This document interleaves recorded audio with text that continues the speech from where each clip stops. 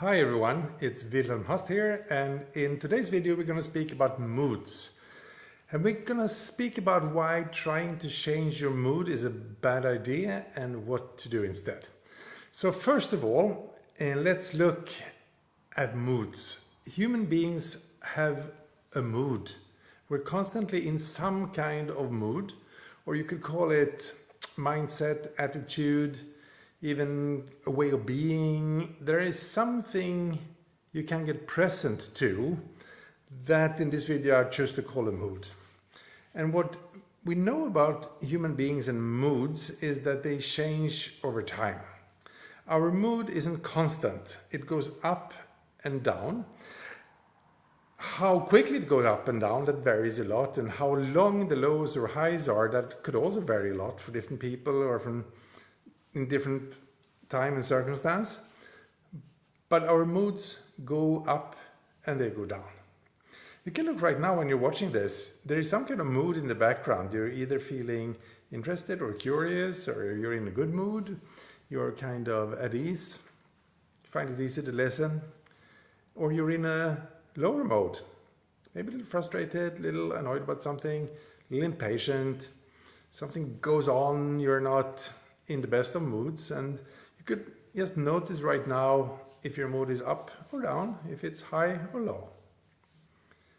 Now, we know some things about the dynamics when the moods are high, or I sometimes like to speak about open, like having an open mindset, or when we're low mode or we're more stuck.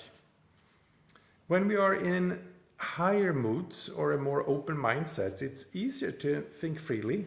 It's easier to listen to others without judgment. It's easier to look at new ways of thinking, and suggestions people might have to do this or that or the other comes with less of weight and burden for us. It's simply easier to listen. Our thinking flows more freely, and it's more likely that we get new, fresh thinking, good ideas, creative insights and such when we're more at ease and moods are higher. When our mood drop and we get into low modes, some things are also predictable. There's less of new, free-flowing thinking going on. There's more of this repetitive, same thoughts over and over and over again. It's a bit more difficult to be open, compassionate, and just listen freely to ideas that are opposed to how we see the world. When people get in moods like being frustrated and annoyed and angry, something often clicks in which has to do with I'm right or not. You can look for yourself when you're frustrated, irritated, and annoyed. Who's more likely to be right in your world in those moments, and who is more likely to be wrong? When I'm frustrated, annoyed, and impatient, I think I'm right, and other people are not, and they should shape up and listen better. When moods drop and we get into low modes, we're not as responsible for our experience most often as we are when we're out of low modes. It's easier to blame others, find fault and guilt with others when we're frustrated, annoyed, or feel low. Now, there is some misunderstandings about moods and productivity. You don't need to be in a high mood to be productive. You can be very productive in a low mood. If you simply notice your mode and don't try to fix it much, there's a lot of things you can do that would be called productive, or that would forward whatever you want to accomplish. So when we're feeling low and have feelings of less inspiring kind, you could say, you can be very productive in terms of doing things. What doesn't work so well in low moods, though, is the creative thinking, inquiry, spending time on difficult tasks, engaging in stuff that needs new perspectives, new insights, lots of mental space and freedom and creativity. That's normally not so easy when we are low mood. I don't have much for the suggestions that I hear sometimes that we're supposed to try to get out of low moods by thinking positive or applying some techniques and methods. I love what the American psychologist George Pransky says.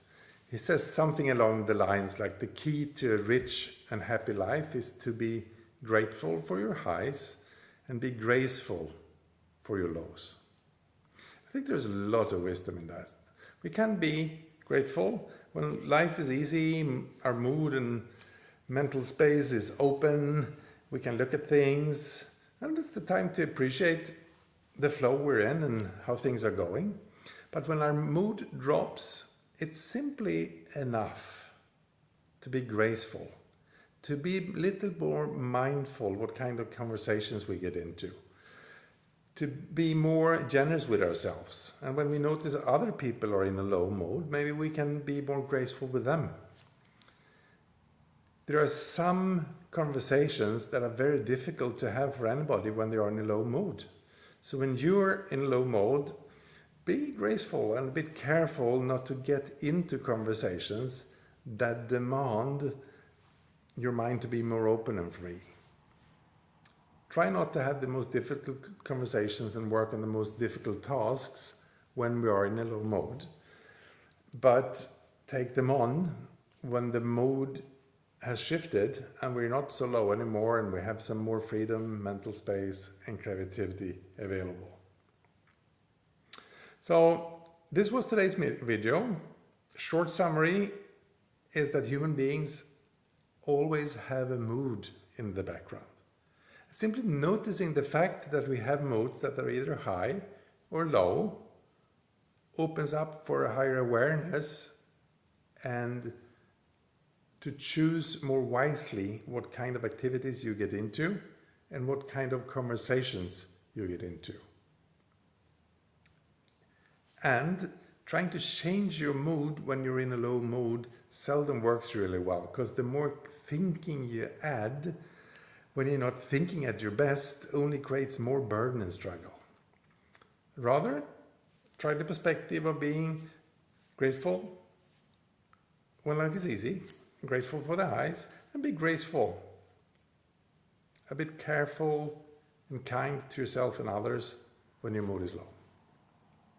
So that was all for this week. Thanks for watching, and you feel free to give a thumbs up or a thumbs down and write comments here below. Thanks.